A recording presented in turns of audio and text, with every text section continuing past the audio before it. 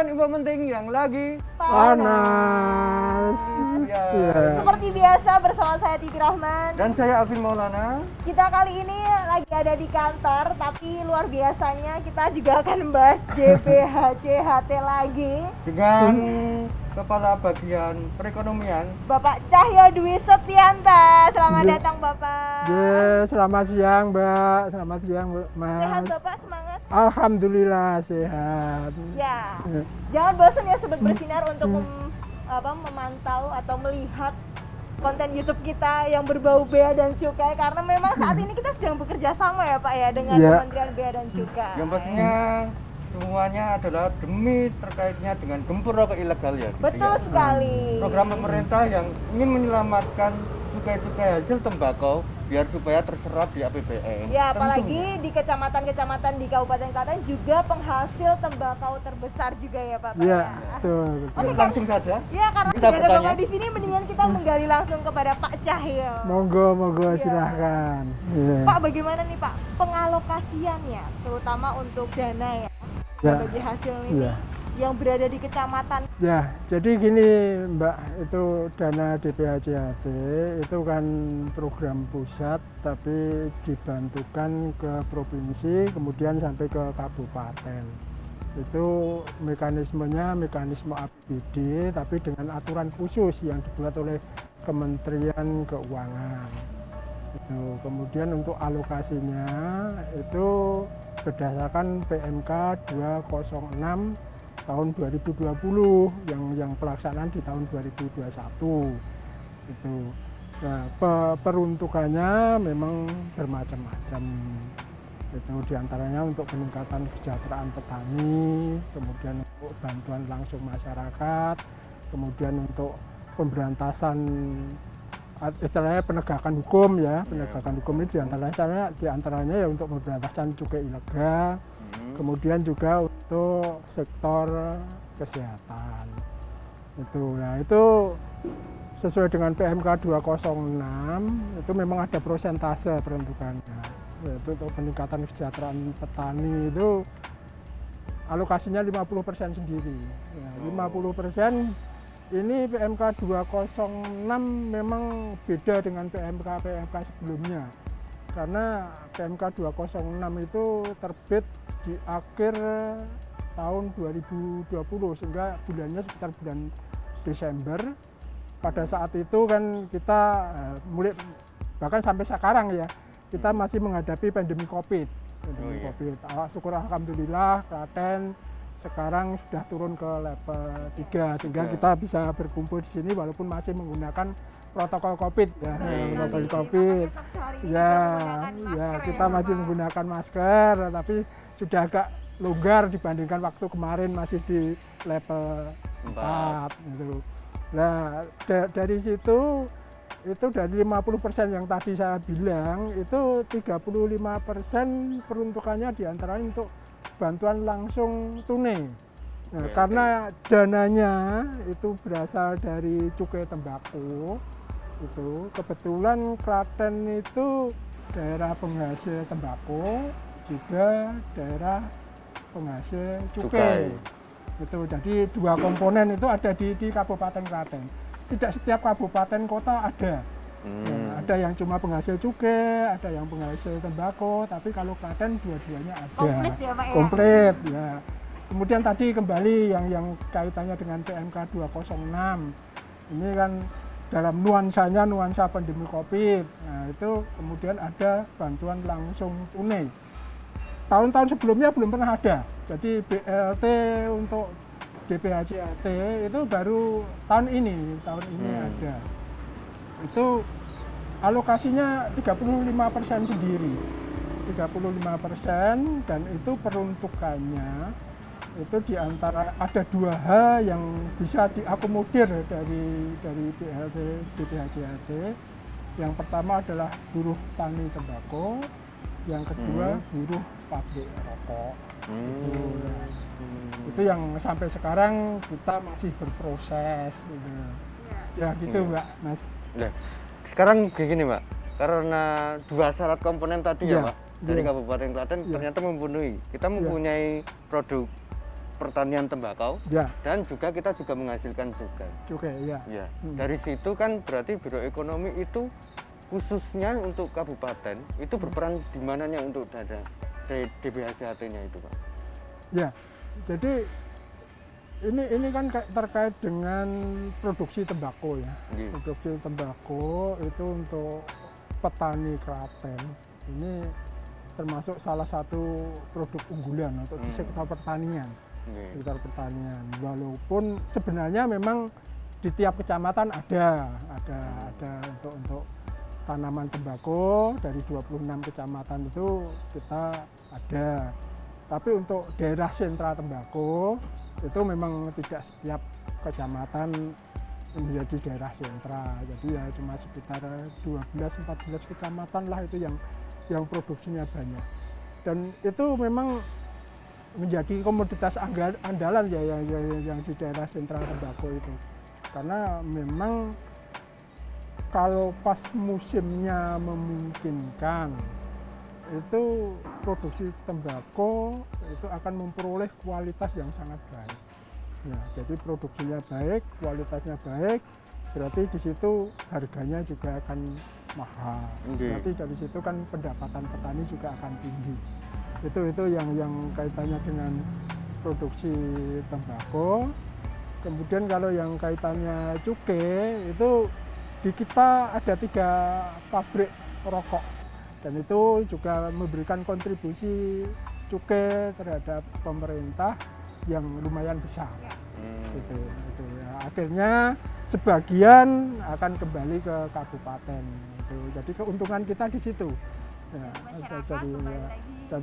dari masyarakat, kemudian kembali ke masyarakat lagi. Nah, nanti kita koordinasikan, kemudian kita alokasikan, semoga bisa bermanfaat bagi masyarakat. Yang pasti ketika ada 3 pabrik itu juga bisa memberikan lowongan pekerjaan juga ya Pak untuk masyarakat-masyarakat di Kabupaten Klaten. Benar. Selain itu kan pasti juga ada petani ya Pak sebelum produksi pabrik itu pasti ada petani. Kalau di Kabupaten sendiri itu sudah ada berapa sih jumlah petani dan atau tenaga kerja ya dibilang itu ya Pak di sektor pertanian itu berapa Pak? Alhamdulillah, jadi dengan adanya tanaman tembakau, dengan adanya pabrik rokok, itu bisa menyerap tenaga kerja. Jadi kalau yang kita di tingkatan budidaya, itu bisa menyerap tenaga kerja, baik untuk yang petani pengolah, kemudian untuk proses, itu ya kita hampir sekitar 5.000-an lah, 5.000 orang atau masyarakat yang terlibat di sana. Kemudian kalau yang di 3 pabrik itu ya bisa sekitar hampir 2.500 gitu. Tapi info terkini kan ini pandemi ya Pak, banyak orang yang diberhentikan di dalam pekerjaan. Untuk info terkini apakah dalam sektor pertanian itu juga terpengaruh dengan memberhentikan pekerja atau seperti apa Pak? Ya, kalau walaupun sekarang di pandemi COVID-19, tapi untuk sektor pertanian itu yang mempunyai daya tahan yang paling baik saya kira. Kalau kita mengikuti pemberitaan pun bahkan yang menyumbang kontribusi pendapatan yang paling tinggi ya di sektor pertanian itu. Dan untuk tenaga kerja memang juga ada sedikit permasalahan, ada kendala. Makanya akhirnya ya itu pemerintah pun juga memikirkan untuk itu. Jadi dana DBHCHT diantaranya peruntukannya juga untuk memberikan bantuan langsung tunai ke buruh pabrik rokok maupun buruh petani tembakau. Apalagi itu di pemulihan ekonomi di saat ini ya Pak. Ya, dan di kita alokasinya lumayan besar nanti. Jadi kita hampir kurang lebih sekitar 6,5 miliar nanti yang akan kita alokasikan. Dialokasikan untuk yang itu tadi dua itu. Jadi karena kita masih berproses, jadi nanti kita perkirakan mungkin bisa untuk memberikan bantuan pada sekitar hampir 3.000 orang penerima BLT ini. Nah, tapi ini masih berproses ya, nanti masih berproses. Gitu. Berarti untuk khusus dari bagian ekonomi Seda Kabupaten Klaten itu mengalokasikan itu ya Pak? Ya, Sebagai tugas Ya. pokoknya di dana DBHJHT? ya. Jadi gini, ini karena DPHJHT itu dananya itu kan peruntukannya bermacam-macam ya, bermacam-macam. Sehingga di tingkat kabupaten itu harus ada koordinator. Kalau OPD kan dia cuma teknis yang ditangani, itu dia kurang pas. Memang di tiap daerah kadang-kadang beda. Itu khususnya mungkin kalau antar provinsi ya. Tapi kalau di Jawa Tengah itu koordinator DPHJHT itu hampir semua ada di bagian perekonomian. Ya, jadi yang pengelola dana DPHJHT di Kabupaten Klaten itu ada sekitar 6 OPD.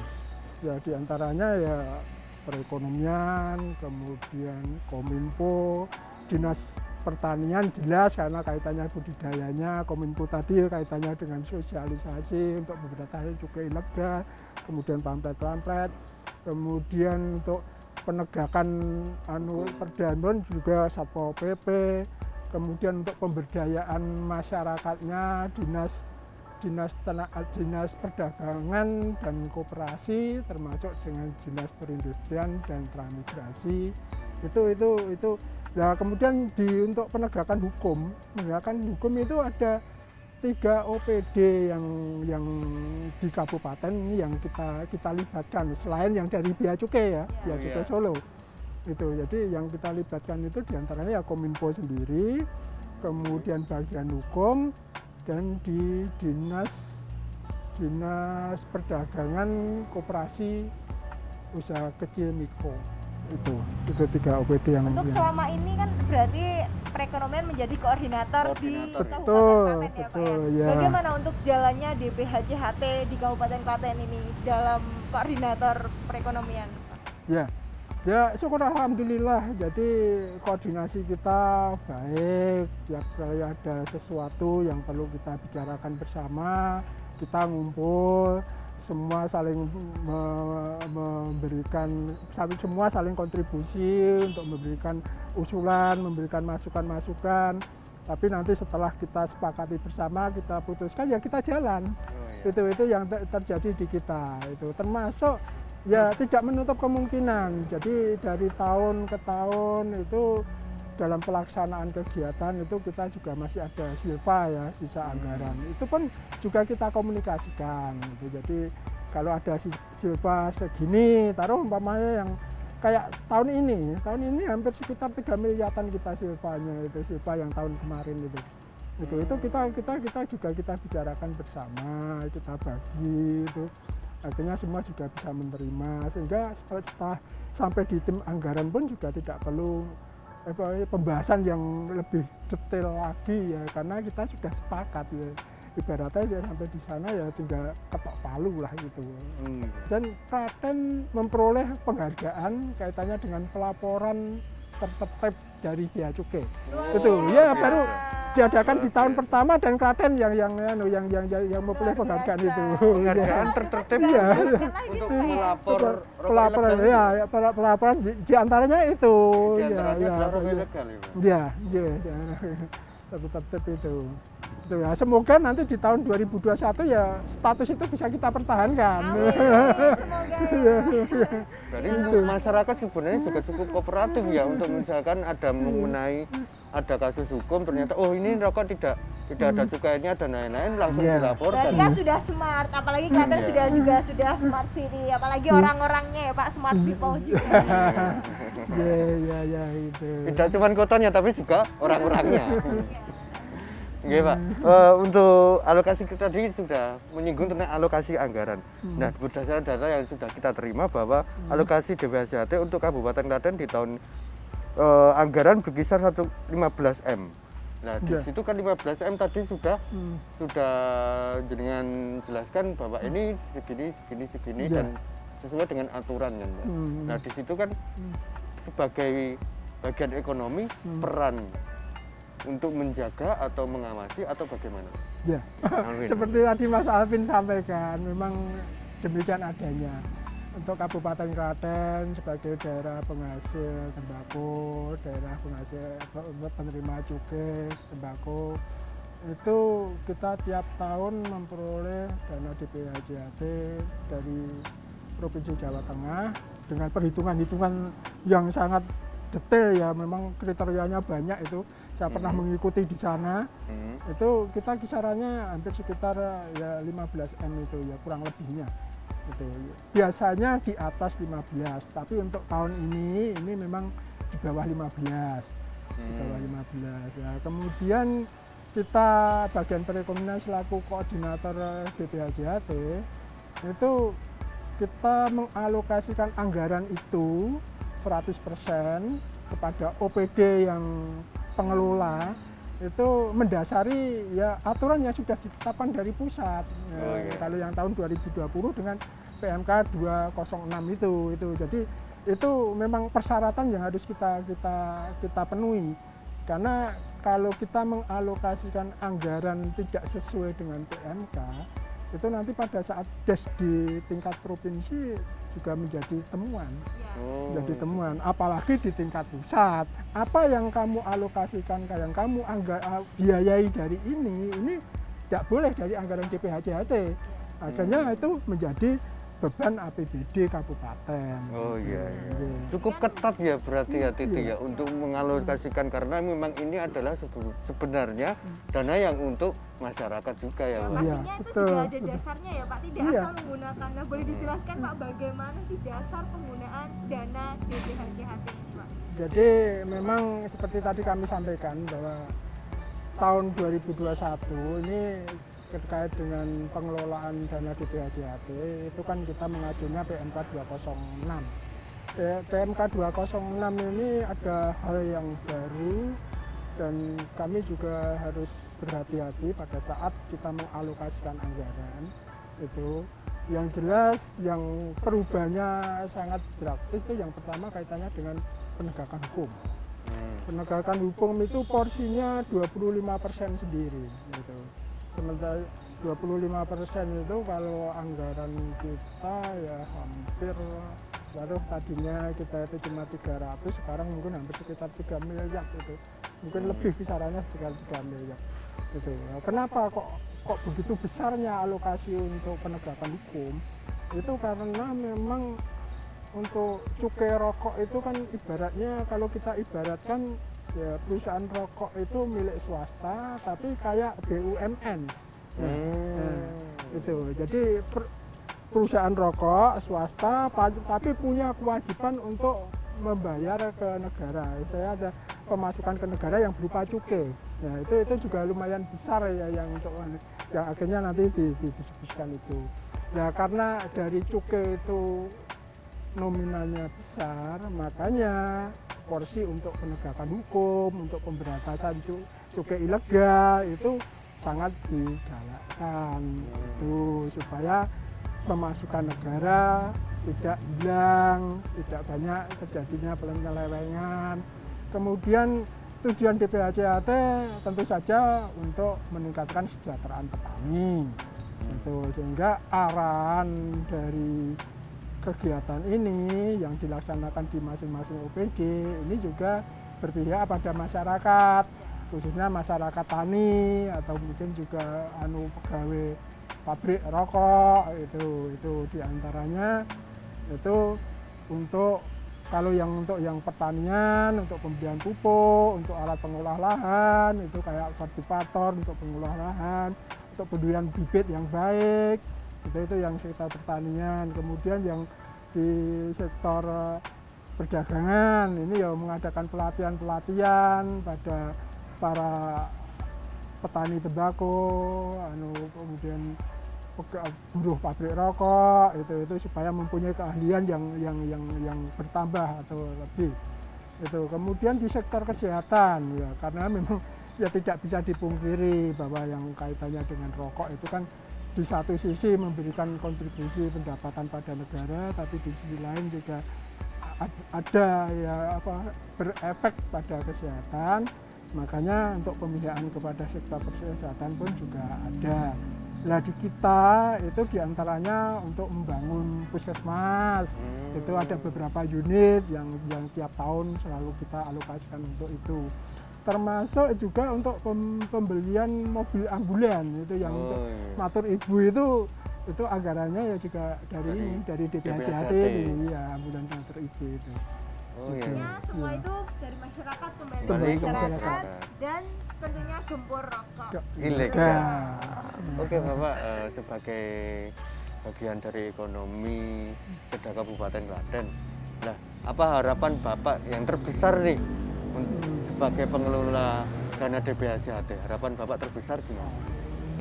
Nih, yang pertama tentu saja pemerintah itu berpihak pada petani kita, karena sebenarnya kan komoditas unggulan, berarti petani kita sudah banyak pengalaman kaitannya dengan budidaya tembakau, berarti dia juga sudah bisa memberikan tembakau atau memproduksi tembakau yang kualitasnya baik. Itu kebijakan pemerintah ini supaya diutamakan bagi para pabrik tembakau ini untuk membeli tembakau dalam negeri. Jadi ya oke lah, kemungkinan impor ada, barangkali mungkin jenis-jenis tembakau tertentu yang di kita tidak bisa memproduksi itu impor. Tapi kalau yang kita bisa memproduksi ya jangan impor lah gitu. Cintai produk dalam negeri. Khususnya pertanian tembakau yang ada di Indonesia ya Pak. Wah tidak terasa ternyata kita sudah melalui talk show perbincangan hari ini. Dan masyarakat yang ada di rumah juga bisa teredukasi ya Bapak ya. Amin, matur nuwun ya. Perekonomian. Terima kasih Bapak atas waktunya. Sama-sama. Yang pasti Bersinar sudah menyaksikan talk show pada hari ini. Jangan lupa like, komen, dan subscribe. Apabila ingin memberikan info topik-topik menarik, bisa langsung komen di bawah ini. Ya, saya Titi Rahman. dan saya Alvin Maulana. Dan hari ini spesial yang akan tutup kuping panas kita adalah Bapak Cahyo. Tetap saksikan Kuping Panas. Kumpulan info penting yang lagi panas.